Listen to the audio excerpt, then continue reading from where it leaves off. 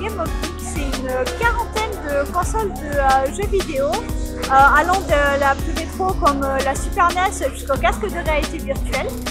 C'est des tournois, des concours tout le week-end. Vraiment, on essaie d'englober la culture geek. Dans le fil, on a toutes ces consoles et dans la baleine, on a des stands, des animations, des initiations. On a autant de l'origami, de la culture japonaise, des stands de création Lego, de l'airsoft, des arts martiaux, des jeux de société.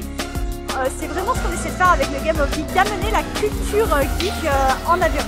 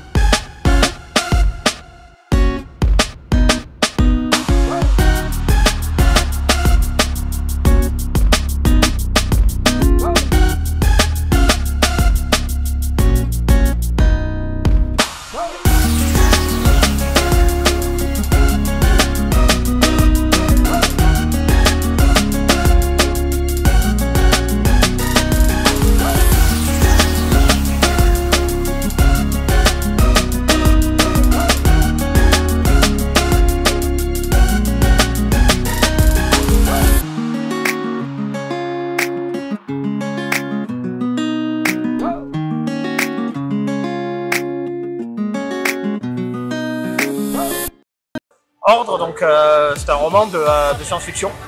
C'est un roman de science-fiction où on incarne Tobias, donc, qui est un jeune mage qui est en passe de devenir ce qu'on appelle un archimage, donc le grade scolaire le plus haut de son académie. Et le jour de sa promotion, il voit son mécène, celui qui lui transmet ses pouvoirs, se faire assassiner de sang-froid, de la main d'une personne qui est invisible aux yeux de tout le monde, sauf de Tobias lui-même. Tobias décide alors de rendre justice en traquant cet individu, mais cette personne a un pouvoir très particulier, il peut créer des mondes parallèles et s'y camoufler, en fait, s'y cacher dedans. Tobias va être obligé de traverser ces mondes et d'apprendre tous les concepts qui y sont liés pour ne pas perdre la trace de ce meurtrier qui se revendique comme étant KO. Voilà. Donc on est sur le stand du club culture japonaise. Alors, en fait, club culture japonais, c'est en fait à Rodez, la MJC. Et en fait on s'occupe des conventions comme ça. Donc ici on va s'occuper surtout en fait, de renseigner les gens ou encore de les faire participer au concours cosplay. Là, comme des affiches comme ça. Et donc en fait c'est nous qui s'occupons un peu de tout régler sur le club. Pour soit conscient. Bah alors du coup on est une entreprise Safe Zone, c'est Bazac. Donc du coup on fait du laser, du paintball, du roller. Là, on est venu sur le stand principalement pour présenter le laser. Donc du coup tout ce qui est aspect compétitif, après ça s'adapte à tous les âges, donc on va de plus jeune au plus vieux, savoir que même les papis jouent avec nous. D'accord. De 7 à 77 ans, 80, on a eu de tout. J'essaie de mettre en valeur des figurines, de faire en même temps des figurines mises en valeur et des lampes, de les faire vivre, parce que simplement 2 supports et puis une ampoule, donc c'est joli, mais voilà. Donc j'essaie de créer des décors, de les faire vivre, et j'essaie dans la mesure du possible de tout est fait main. Donc à part les figurines, l'alimentation électrique et les ampoules, tout ce qui est décor, tout est fait main. De ce que veulent les gens, ils veulent une mise en valeur simple avec une ampoule, ils veulent des rétroéclairages, un décor, faire vivre les figurines, tout est faisable, tout est possible. Alors mon bouquin c'est clairement de la fantaisie fantastique. J'écris l'histoire d'une jeune fille qui vient du Québec et qui va se retrouver dans un autre monde qui s'appelle Myst, avec tout un autre univers, toute une autre manière de voir les choses, 4 peuples différents qui vivent de manière différente, qui vivent les choses, et on apprend tout à travers son regard. Elle a aussi un objet que tout le monde veut, qui a une importance capitale, et les gens sont prêts à tuer pour les avoir, aussi bien par convoitise que juste pour le protéger. Et elle devra savoir qui sont ses amis, qui sont ses ennemis, qui se font passer pour ses amis ou ses ennemis. Et il y a toute une technologie différente qui ressemble énormément à de la magie, tout un univers, faune, flore complètement différent. C'est une saga que j'ai prévue de 5 tomes pour l'instant. Et je suis à mon 2e tome, je suis en train d'écrire mon 3e. Voilà, donc c'est de la bonne fantaisie fantastique.